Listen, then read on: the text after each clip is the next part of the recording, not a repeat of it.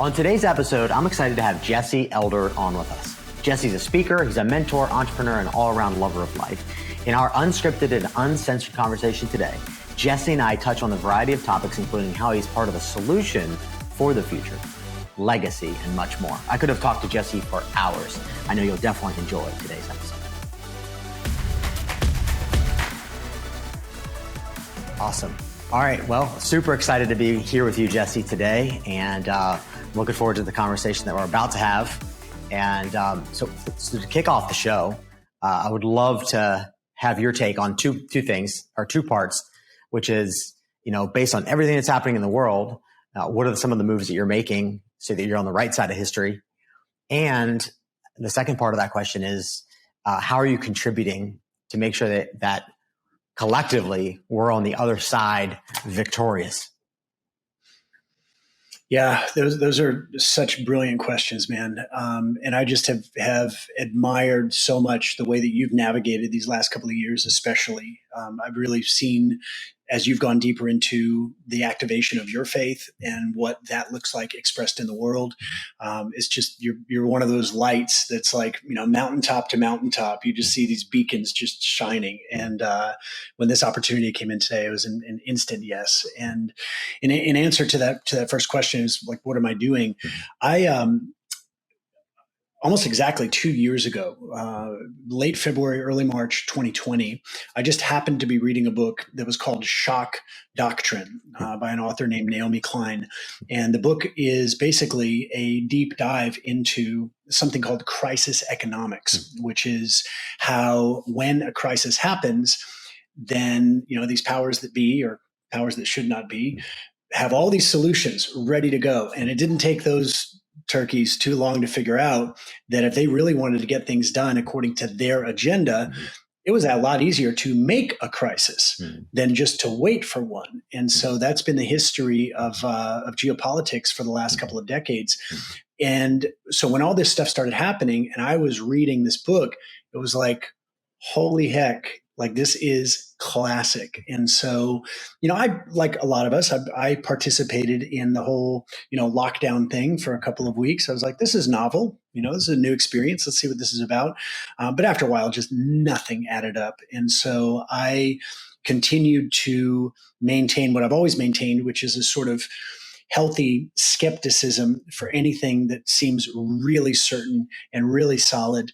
And, something I've seen a lot with my clients is that people who tend to look the other way when the masses are all convinced of a certain thing, it's the people who are looking at something else that often end up being a leader because they're not pulled in to the gravity and the emotions of whatever the trend seems to be. And so over the last couple of years, that's what I've observed and that's what I've seen. And so I think we're still just at the beginning of some pretty interesting shifts in the world.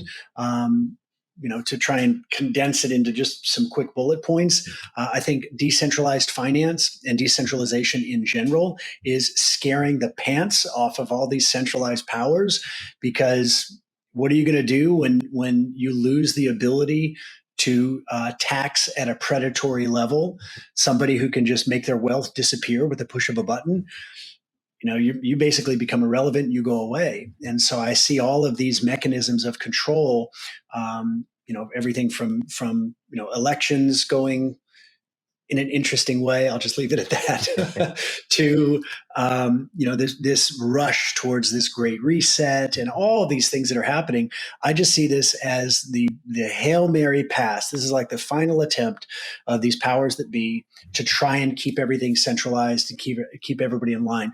So what I think we're heading for is a divergence. I think we're heading for a split where most people, sadly, are going to go fully into this sort of metaverse, centralized currency, centralized bank digital currencies, which is this programmable currency that you can spend on anything you want as long as it's what they approve of. And if you don't spend it on what they want, then a note goes in your record, and we end up like with China having a social credit score. I think most people are just going to sort of drift into that because they haven't they're not deeply connected with their values. They're not deeply connected with a vision that is inspired, that is, perhaps their connection to the divine, and that they're here to bring something bigger than themselves into the world. And when you don't have that vision, and when you don't have your values completely dialed in, and you're not exploring those, then you become basically sort of subject to whatever anybody else tells you to do. So I think most people are going to probably drift in that direction. But there's others, and I see this number increasing, people who have chosen to just go back to the basics, go back to what the founding fathers of the United States had as their true north, that we are divine beings, that we are connected to something bigger than us. We have this ability to make our own choices and deal with the consequences of those choices. And so what I'm actively doing is building local communities that are completely centered around self-reliance, resilience, and we're doing everything, man, from our own food, education, secondary economic structures, communication. Like we're literally just building superior parallel structures that are actually a lot more fun. They're a lot more fulfilling, and it makes life into such an adventure. When you know that you've got food that is not only going to take care of you, but is going to take care of your friends, your family, immediate community members, and it's the highest quality food that you can possibly get. All of a sudden, it's like I actually have gratitude for all these weird dark forces for just accelerating things that I kind of always wanted to do anyway. And now, thanks to their shenanigans, I've just moved up my timeline a little bit. That's awesome. Now, are you doing that on a local level in Texas? Or are you kind of high level Texas, but then there's also groups starting in other areas as well? Yeah, that's exactly what's happening, Brian. We've in summer of 2020, I did a little road trip, and along the way, we just had lots of conversations with I'll say God, and the message is really clear: get land. I was like, I'm a nomad though. Like I just travel the world and do my thing, but the message is really clear. So I ended up finding 20 acres, about 45 minutes outside of town, raw land, and then just began assembling a team. These guys are like the Avengers of permaculture. They eat, sleep, breathe, live this stuff, and they've just done an amazing job. So we're doing that on a local level, but that conversation has led to lots of sort of nodes on the network, if you will, where there's people in every state here in the United States, people in Europe, in South Africa, in Ethiopia, in Australia. So we've got thousands of people that are having this conversation about bringing resilience, food, water, energy to a local level, so you don't need all this other stuff. The short answer is both. Yeah, that's incredible. Now, are you doing just outside growing, or are you doing indoor growing, or both? What's that look like? Right now we're doing, we've got garden beds that are set up. We have a food forest, which is being developed. So it'll be, it's Eden. Like we will literally have fruits and nuts and all sorts of cover crops. But then we will be doing gardening or greenhouses. Okay. We'll also be experimenting with container or silo gardening inside shipping containers. Okay. So you've got hydroponics. It's solar powered hydroponic grow lights. And, I've got friends of mine who are like, I got you on the grow lights, man. I'm like, all right, I don't need to know anymore. That's incredible, man. Yeah. Well, we need to plug in. I need to get connected to you on that level. My wife and I are totally in the same lane of thinking. And that's why when we moved from California to Florida, one of the things that we wanted was land. So we got a good amount of land. And then in our family, we have hundreds of acres in the family that's more up north. It's a different setting. But that was one of the things that when moving out of California, was like, we need some land. Like we want the ability to roam on our property without being right up someone else's butt, right? Like in California, which was beautiful landscape, but it was like your next door neighbor's 10 feet next door. Right. Right, right. And they're probably gonna snitch on you if they see you gardening without a mask on, you know? Right. Exactly. So now so now you're implementing this. So I would imagine that your team's growing pretty nicely, right?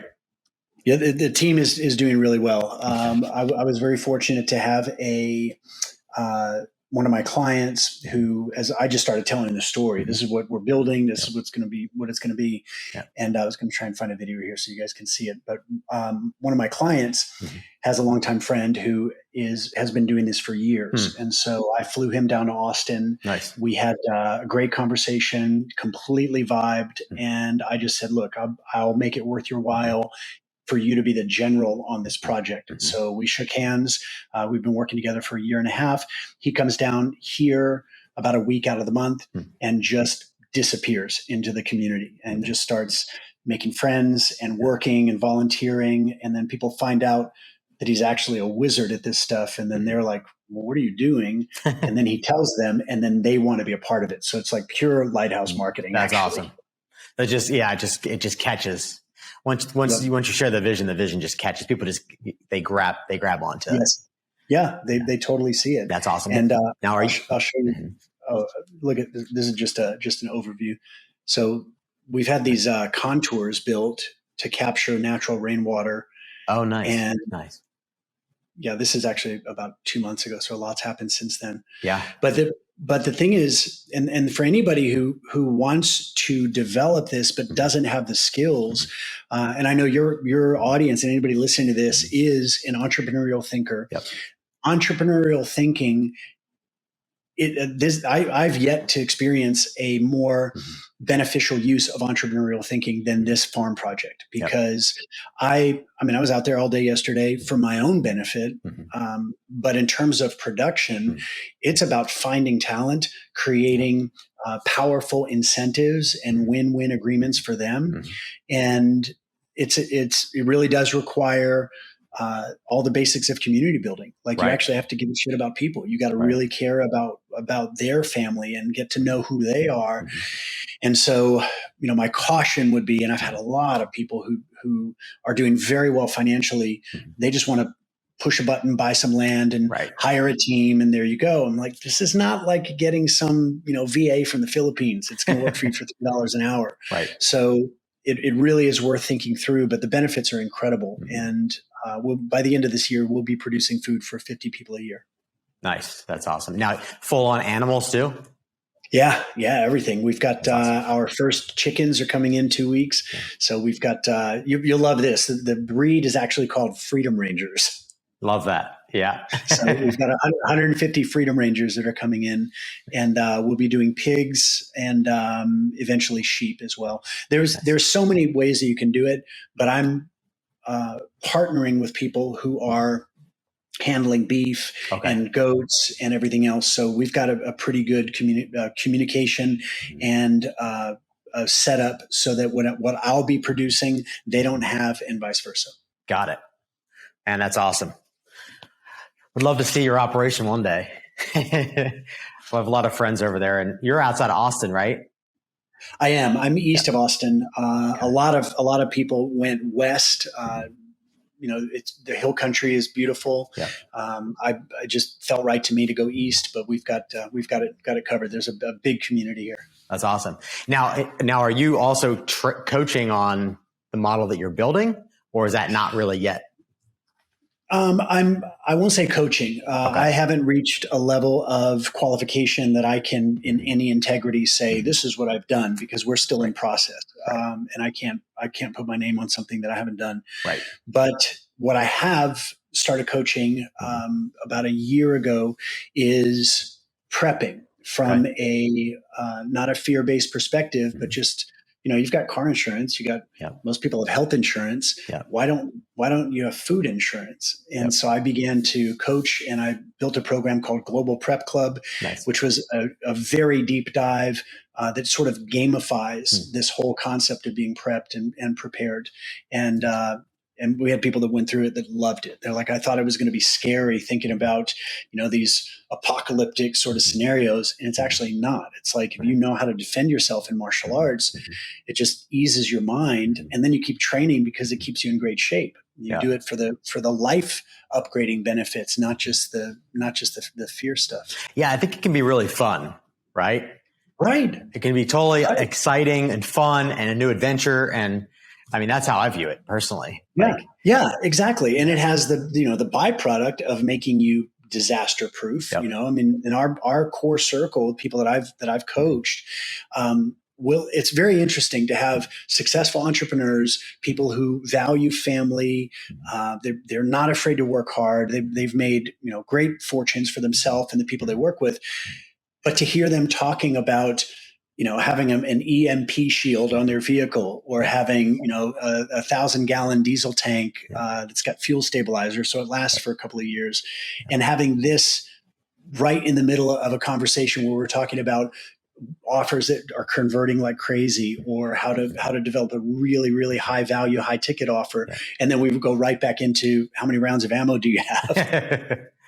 That's awesome. I love that. Yeah. That's a great room to be in. That's for sure. It really is, man, because it's like, what I've always, my whole life, I've never had a job. I had one job. I was a bouncer for 6 months, but everything else that I've done has been entrepreneurial. So I've never worked for a company, and I have respect for people that do and people that can do that. But most of my friends are entrepreneurs.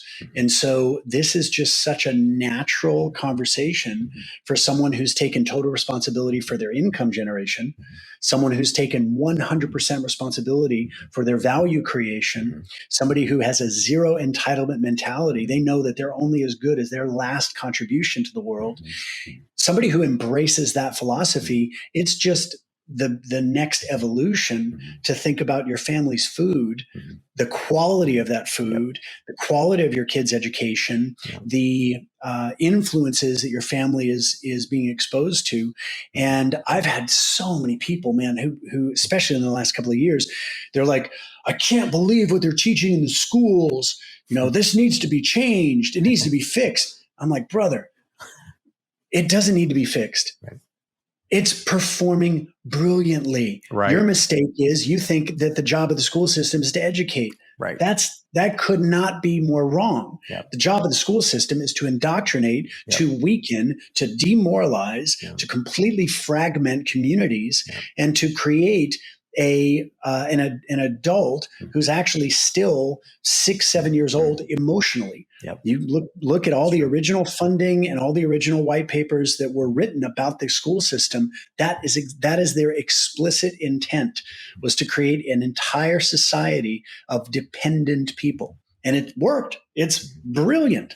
So it's to apply this entrepreneurial thinking to everything. I think the next couple of years are going to be a bit rocky. I think there's going to be massive chaos, but chaos doesn't happen everywhere all of the time. So as long as you're in a place physically, geographically, financially, socially, spiritually, as long as you're in a place where you're solid and you're good, then you can just ride everything else out.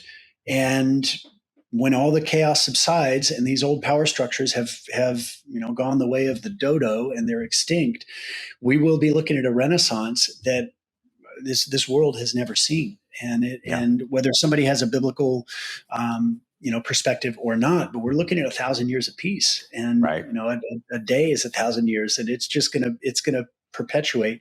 We just got to keep ourselves in. We just got to stay out of the chaos while all this bullshit blows over. Yeah, 100%. I agree. I've had that vision too, like this jubilee moment, right? This revival moment that lasts for a long time, but I vividly see it, like, and feel it too. It's just a matter of getting to that place. is like you said, I think you said it well. It's like just being able to be in a position to ride it out. Because a lot of people aren't in that position to ride it out. So it's like, get yourself in the position now. If you're listening to this, like, get yourself in a position now. It's always like, I always say it, what is it? A pound of cure or an ounce of cure is worth a pound of prevention, right? Like, I'd rather be prepared than, up shit's creek without a paddle. Yes. Right? Yes. And this is really, I've had a lot of people who have heard this and had these conversations, and they start to get overwhelmed because they're like, I don't know how to garden. I don't know how to shoot or whatever. I'm like, you don't have to. Like, you get to be who you are. You get to use your gifts and your talents and your skills in a community, as long as you're focused on truly being of service and of value, and your gifts get to amplify. You get to expand what you are. If you're a connector, that's going to be very important. Yeah. If you're a healer or a teacher, that's going to be even more important. If you're, involved in a physical sort of, training sort of situation, that's going to be valuable too. So it's not like you have to completely shift your focus and become something that you're not. I think it's more important to triple down, quadruple down on what your skills are, just on a very local level. Mm-hmm. And so a funny story, I had a guy who went through one of my programs, and was making great money. He was a programmer, but just hated it, so he kind of jumped and was like, oh, I'm going to figure out this entrepreneurial thing. Found himself extremely interested in bushcraft, hunting, tracking, just kind of connecting from a very therapeutic standpoint. He just found it fun. So he's like, oh, this is a cool hobby. Next thing you know, he starts having conversations with people who want to get involved. And now he's got this massively growing meetup group here in Austin. And it's connecting people who are just, for their own reasons, interested in this kind of stuff. So that wasn't on his radar 6 months ago. Now he's completely magnificently obsessed with it, and he's become a lighthouse. He's become a beacon for other people to attract to. So there's not one of us that doesn't have that ability. It just comes down to knowing yourself, connecting your vision, and not expecting the systems to continue to support you when they're basically screwed anyway. Why not just create a better system? Yeah, 100%. That's it. And what you're saying is, yeah, we do need the solution to the situation we're in is a parallel system. Yes. Yeah. Complete rehaul of, and it's actually multiple systems. It's not just one. Right. Right. I 100% agree with you on that. And that's what you've been doing, man. It's like you've been giving people tools and strategies to unlock their gifts, connect to a hungry marketplace, and everybody wins. Yep. And so this is that same exact thing. We're just bringing it into the realms of health, safety, education. Even, this is so wild, but I was talking to a guy from California. I love a lot of Californians. Mm-hmm.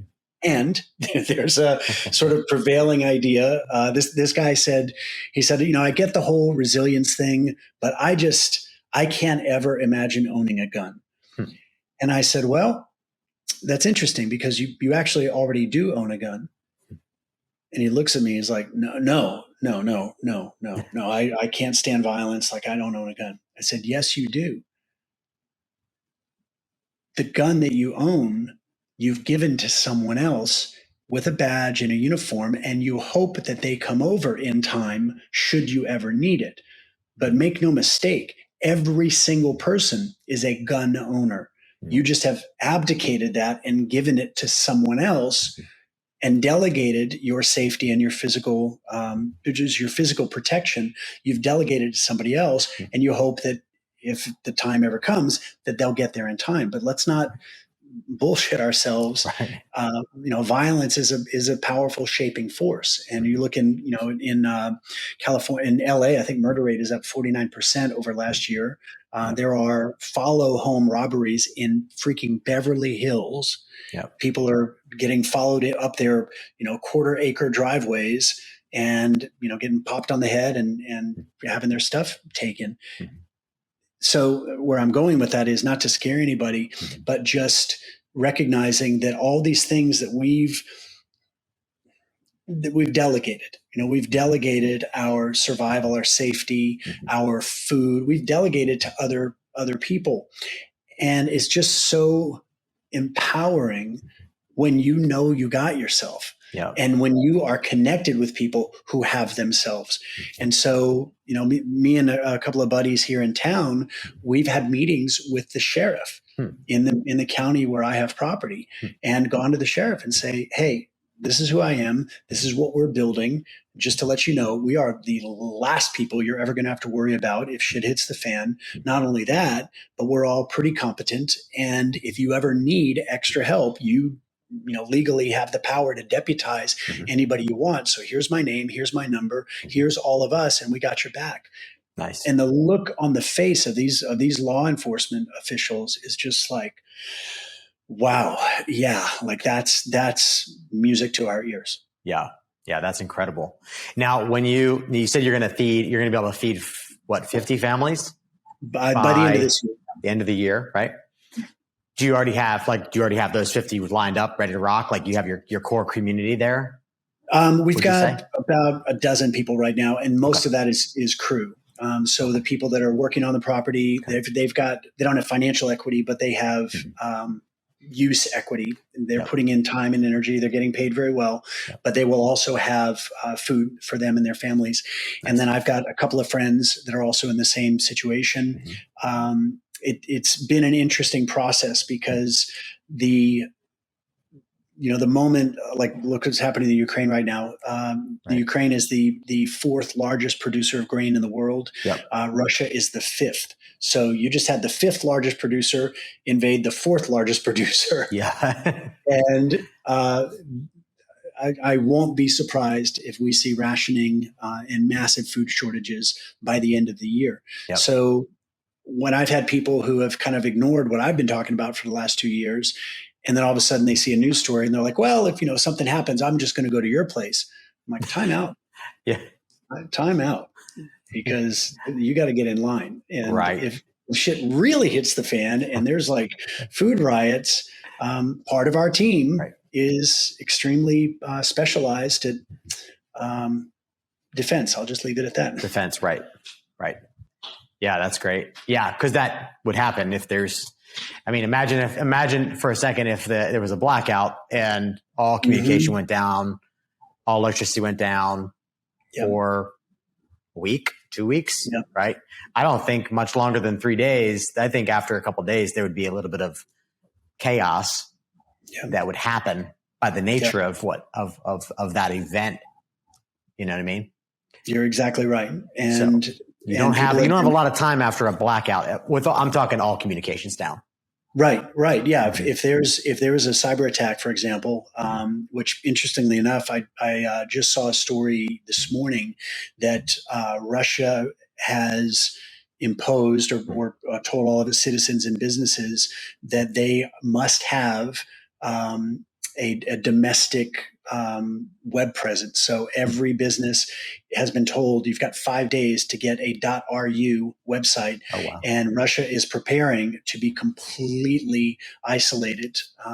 One reason that would be smart is if there were to be cyber attacks taking out the internet at large. If you've got an intranet, even if it's an entire country, then you're outside of that. So I agree with you. I think 3 days is enough time for people to realize they don't know what to do. They're scared, and when people are scared, they start looking for solutions. And when those solutions aren't there, it gets interesting very quickly. Right. Well, what the average American probably lives on living paycheck to paycheck.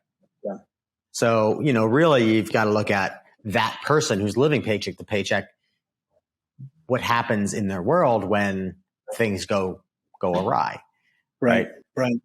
And moving paycheck to paycheck also means that they're, from meal to meal. So you get a paycheck coming in and you go and buy groceries. Well, what happens if, even if the paycheck's coming in, but there's no food at the store?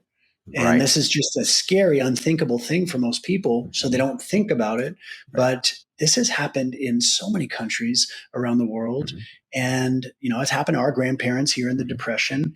And so to not think about it is understandable because it is overwhelming and intimidating. But I've always thought, instead of getting scared, why not just sort of look at it in a detached sort of puzzle, gamified, problem-solving sort of way. Yeah. And it really is empowering when you kind of push past some of that fear and you get connected to your own resilience. And next thing you know, if you've got even 30 days of food supply, for example, that feels really good. It's like having money in the bank, or Yep. buying Bitcoin in 2018 and forgetting about it. Right. It's like, oh, that's right. It does feel great. Yeah. In the beginning, it can be overwhelming, a little bit chaotic, but then when you're on the other side of it, I would agree, because we've done the same thing. And it's like, it's freeing. It really is, to be self-sustainable and to be able to weather a storm potential. It's like, okay, can you survive a year or two of that situation? Right.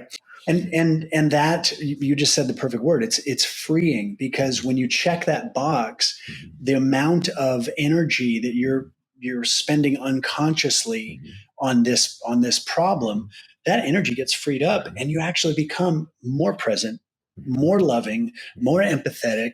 You become kinder, you become more creative, and then your business takes off. Your family gets better, your relationships get better, because all that irrational fear that you've been kind of stuffing down, now it's taken care of. It's resolved. Right. Yeah. Right. Yeah. That happened to me on my journey with like my whole purpose, and feeling for like over a decade, like my spiritual purpose is over here, my business purpose is over here. And I felt like they were at war with each other for so long. And then once I realized that they're one and the same, I stopped worrying about it anymore. I was like, okay, what I do is spiritual, and it's directly tied to business. Yeah. And then literally it was like a rocket. The business just completely took off like a rocket, because I was resolved on this whole dichotomy of being torn in two different directions, which I think a lot of people are torn in two different directions, especially when you start talking about spiritual things, compared to things of business. Right. Yes. Yeah. Dude, that's so well said. So switching to another conversation, to you, what does it mean to build and leave a legacy? Yeah, I have thought about this on and off for years, and the answer in my heart of hearts is I don't care. As weird as that sounds, I don't care what my legacy is, because I think that'll be subjective. I think that someone's experience of my work is going to be their experience of it, and so I don't have an ambition to be remembered. If I am, that's cool. If not, I'm not going to be here. So, like, I'm going to be on to whatever's next. What I do care about is making the most out of every day, and having had the good fortune of coming close enough to dying enough times to not be afraid of it, and to really bring a level of peacefulness and joy to life. I would hope that someone that I've had the opportunity to interact with gets reminded of that there's nowhere for them to rush to, that the present is the only thing that's real. There is no such thing as the future. There's only thinking about the future in the present. And there's no such thing as the past. There's only thinking about the past in the present. So the present really is all there is. And that being said, I have, especially since I started teaching online back in 2013, my intent has been to create material that is timeless, that somebody could listen to 100 years from now, and it would be as relevant and as useful as somebody that just got it. And so I'm not big on trends or fads. I have found certain principles that are active in someone's life when they are living in alignment with their purpose. And those same principles are not present when somebody's out of alignment. And so most of what I teach is based on creating alignment between someone's purpose, their unique path, and their plan. And so I would like to think, maybe this is part of my intention on legacy, but I would like to think that the body of work that I've created, 44 programs so far, is timeless, to the point that somebody could still use it decades from now, or their grandkids could absorb it. But even more important than that, I don't really care about me. I care about myself, but I don't care about my work. And this is actually one of the things that helps our clients. And I have a program called Sell with Soul. Part of the reason why this program gets great results is because we take the client's focus off of their tools, their methodology, and get them completely focused onto the measurable results that someone is going to experience. And so I, the coach and the leader in this program, I think about the generational impact of my teaching. If I teach somebody how to do a sales call or do a webinar, and they start getting, like 18% conversion on a high ticket webinar, that's cool, but I don't really pay attention to that. And my clients know that I'm not going to give them a pat on the back like, hey, great job on sales. No, that means you're now in the game. That's not the finish line. That's the starting line. So let's track the results of your clients. So I manage it's like the second generation results are what I'm really looking for. Because for me, just to say that, I have a client who, probably a mutual friend of ours, Eli Wild, texts me when he's backstage at Tony's event, doing the biggest personal power, biggest online training event ever. Eli's texting me backstage because I trained him and coached him in sales, and he texted me. He's like, man, I'm about to go close for Business Mastery, and like, thank you so much. I was like, that's cool. Like, I love hearing this. But my real focus is what happens for those people who buy Business Mastery, and what happens for the people that they're impacting, because it's so easy to make money. Money is freaking everywhere, and it's almost boring just to focus on the money. So when I focus on the result of someone that's employed my techniques and my tools, and then they focus on the result of the people that are using their techniques and their tools, I think that in this way we can really transcend the transactional nature, especially of internet marketing, because it's so disembodied and it's so, you can engineer so many things. So I really look at second, third generation results. To me, that is the ultimate currency of this wisdom economy. Yeah, I call that the ripple effect, right? Mm-hmm. And I think, it's funny because I've done like close to 500 like private one-on-one consulting days. Wow. And I always ask the goal. I'm like, what's your goal? And 9 times out of 10, it's always money. I'm like, well, what about the impact of what you do? Right. And I found that most people don't go to what you just spoke to. Right. But I think we need to. I think we really need to get to that place of what's the impact of your work, and then what's the ripple effect of that work. I think once you've seen it, like for me, I've seen that as well, what you're talking about. And then you become more driven by that than you become by some extra money that you're going to make. Yeah. Right? And then the irony is that the money just keeps showing up. It's like, if you've got a clear focus on the result of your client's client, because that's where their wealth comes from. And then you've got a clear home for the money that comes to you, so that you're building something that is part of your epic vision. Then the importance of the money really shrinks down, and the importance of people elevates. And to me, that has been a consistent amplifier for wealth in every form. That's amazing. So well said. So well said, man. That's so spot on. I think more people need to grab that. In fact, if you're listening to that, I would go rewind that and listen to that again because it was so spot on. Now, since you've nearly died like I have, so I would say that part of my drive is because of that moment. If I go back and look at my life and look at, okay, why am I'm driven in different ways than most people are, and think a little bit differently. And I would contribute that to dying and coming back. Like I was in a coma for 8 hours, doctor said, your son's not going to live. He's going to be brain dead for life, if at best. And then I came out of that coherent and not brain dead. And with the doctor waking up saying, you're a living miracle. God must have a purpose for you here. That radically changed my worldview. That radically changed my trajectory of my experience. How you've had a similar situation, or situations, it sounds like, where you've been on the brink of death. Would you say that contributes to your drive? Would it say that it contributes to, how you operate, how you create, how you produce at this stage? 100%. Yeah, deeply. And how would you take that level of drive that you have from that and help other people to get to have that same level of conviction?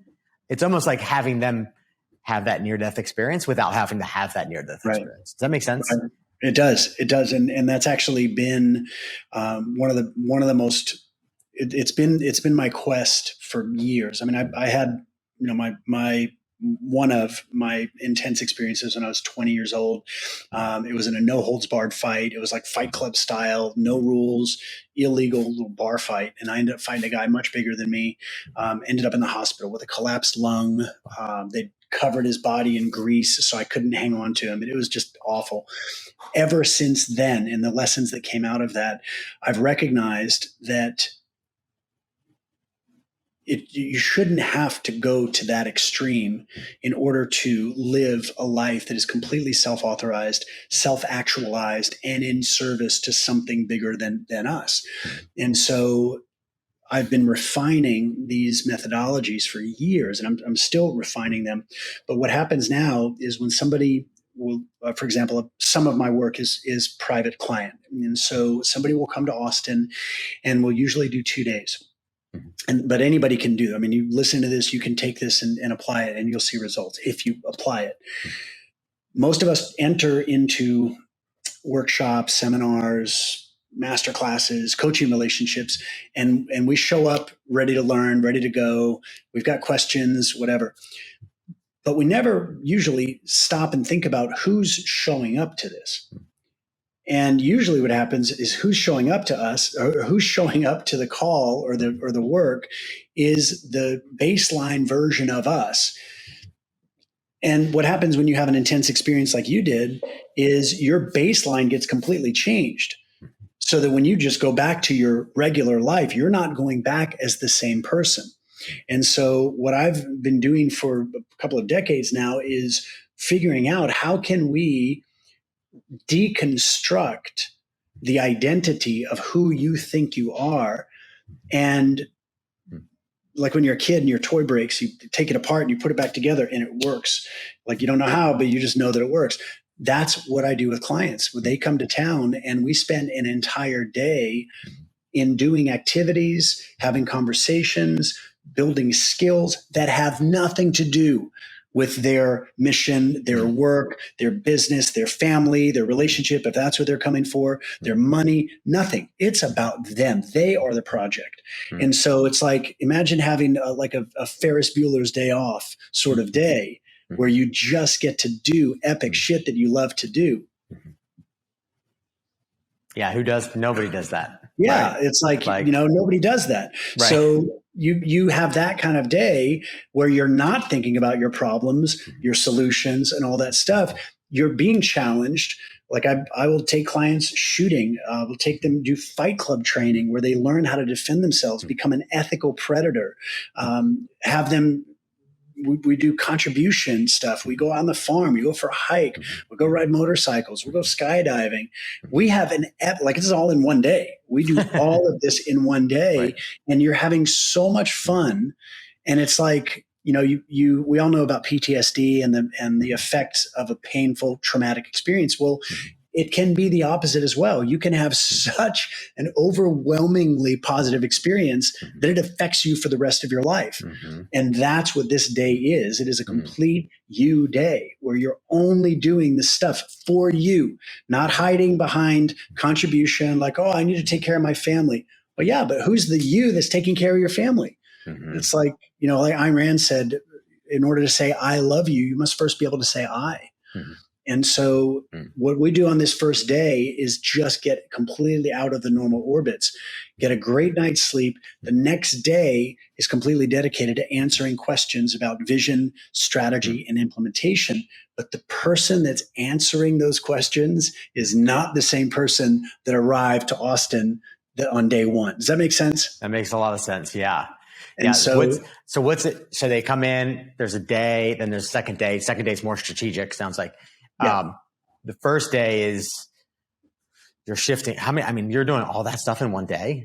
Tell me a little bit about, and I'm going to imagine it's food.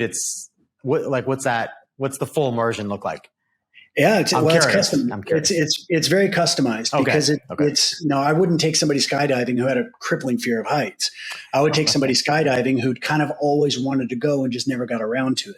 Okay. I wouldn't take somebody shooting if they were completely against guns.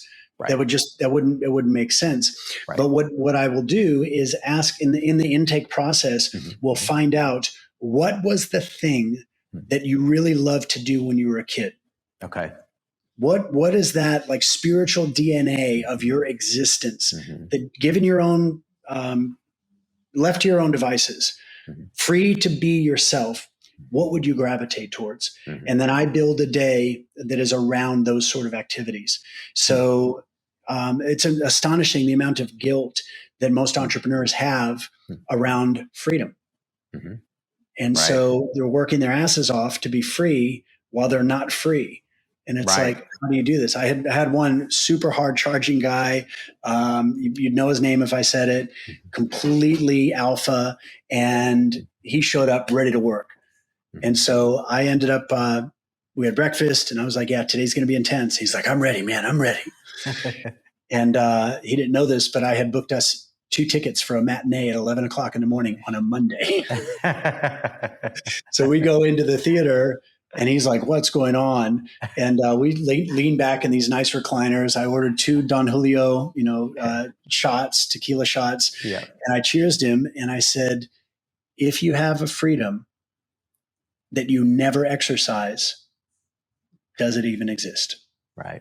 And he was like, lights go down. We watched a movie. We got out, 11 o'clock or 1 o'clock in the afternoon, but it was such a dramatic departure from all his normal orbits that it completely affected him. He began taking lots more time off. And every time he'd come back, he'd have another $1 million idea.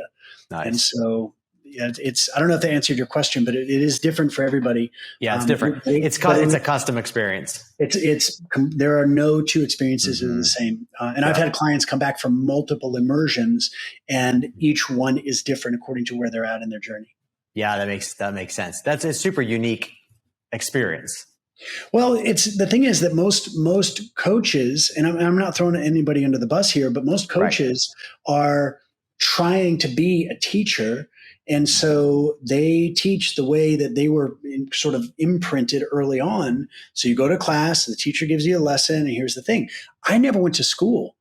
I've never sat behind a desk in my life. I've never taken a test. I've never gotten a grade. All of my teaching or all of my learning happened through following what I was interested in, getting consequences, learning from those consequences, and calibrating. Experience teaches. Words don't teach. And so if you go to a coach who's got methodology and a framework and all that kind of stuff, but you don't address the capacity of who you are mentally, emotionally, physically, psychologically, financially, sexually, relationally, there's a lot to us. True. And so having a reset of who you are as an individual, letting that authentic spirit come out to just feel itself.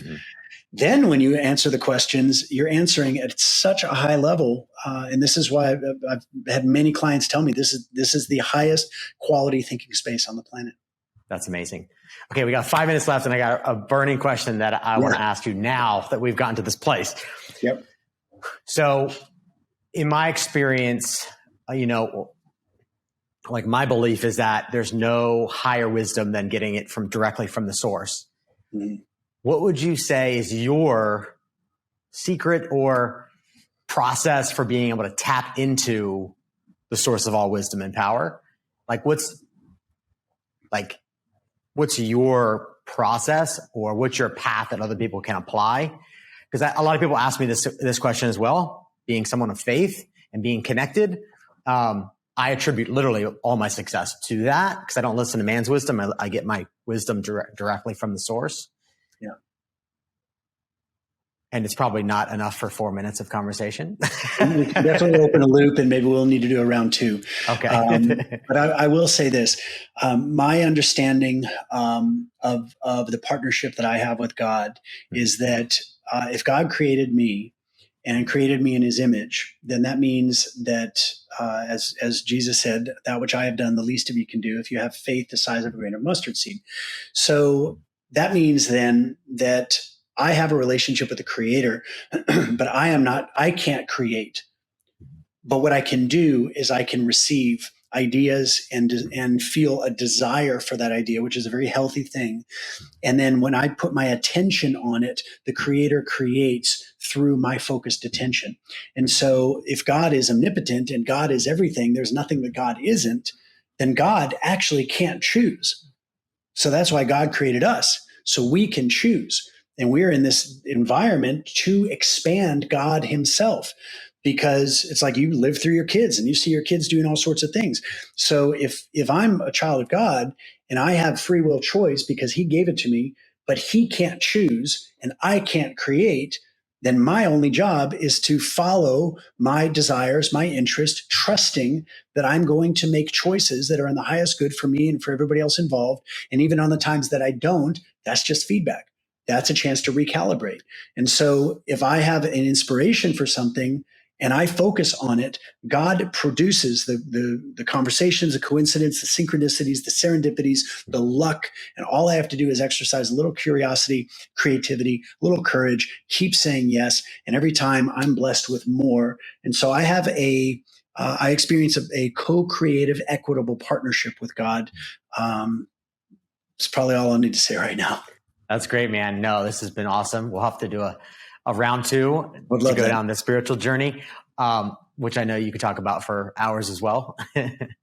But where can people learn more about you and get connected? Easiest place is on social. I'm pretty active on Facebook and Instagram still. I've got some other platforms, Able and Zion and Truth and all these other things. But Facebook and Insta are still the best place. Jesse Elder. And we've got some a new website and some new videos that are coming, but social's the easiest thing right now. Awesome, man. Well, I look forward to connecting with you there. And everybody should connect with you as well. Go deeper, because there's a lot of wisdom that you have, and you're involved in some really cool stuff. That's really cool stuff right now. So thank you. Thank you for coming on. An absolute pleasure, Brian. Really appreciate you, man. Yeah. Thanks, brother. More to come. Cheers. Thank you for joining me on Legacy Builders. And I would encourage you to come back to the next episode next week to get more clarity on your journey to launch your expertise online, scale your impact, and build your legacy. If you're ready to get the process started of launching your expertise online the right way, then I recommend go to launchexpertise.com, or maybe you're at a place where you're ready to really scale your expertise and your impact. Go to launchexpertise.com. There you'll have several options. Number one, you can get a free copy of my brand new book, The Entrepreneur Evangelist, which I share the secrets that have unlocked more than $300 million of results for my clients and partners in our own campaigns. You could also join a 33 days of coaching with me that's free, where I give you insights and wisdom on your journey to launching your expertise and scaling your impact over the course of 33 days. And that's worth at least $5,000, but for right now, you can get it for free. And lastly, if you're someone who wants to take the absolute faster, smarter path when it comes to launching your expertise online and scaling your impact, I'd recommend scheduling a call with my team, where we can see how we can support you to crush goals and generate 7 or 8 figures yourself in a short period of time. We have more awards than nearly anyone in the entire community, and for good reason. And we would love to help you just like we've helped them. I look forward to seeing you on the next episode of Legacy Builders.